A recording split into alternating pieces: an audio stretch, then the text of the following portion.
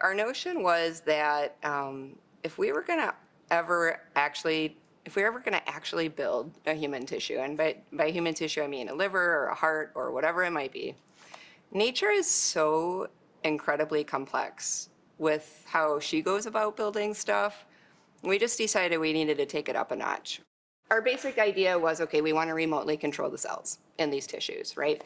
And we realized that there's all kinds of different ways to physically perturb things. The engineers have developed so many different technologies to apply physical energies, for example, heat, light.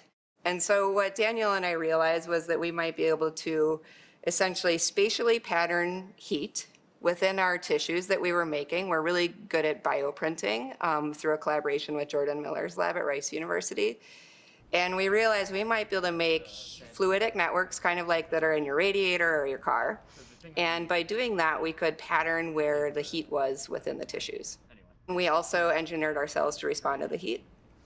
And what Daniel was able to show was that if we did this, if we then created heat thermal gradients within the tissues through the printed fluidics, and then if he also engineered the cells to turn on the manager gene in response to that heat, all of a sudden his cells would start to exhibit the functions in the order that we were looking for.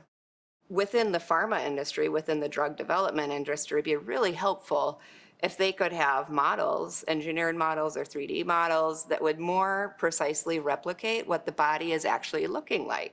It would be better for drug screening, for example, in vitro. And that's something that we don't currently have.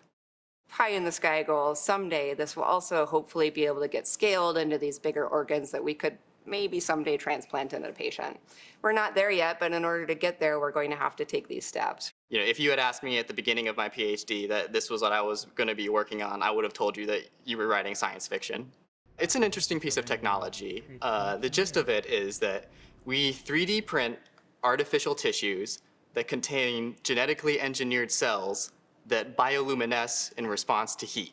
We actually had success fairly on in this project. I think, the first time that I 3D printed a tissue using Dr. Jordan Miller's system, and I heated it up using the system that I had developed, and we took it and we imaged it under a bioluminescent imager. We saw the pattern of gene expression that exactly matched what I had created on the infrared camera, and so we knew that this thing worked and that we could pattern gene expression. It's really cool that biotechnology is kind of at the stage to where we're starting to be able to probe how, not only what these gene expression patterns are as they developed, but also how we can create them in the lab.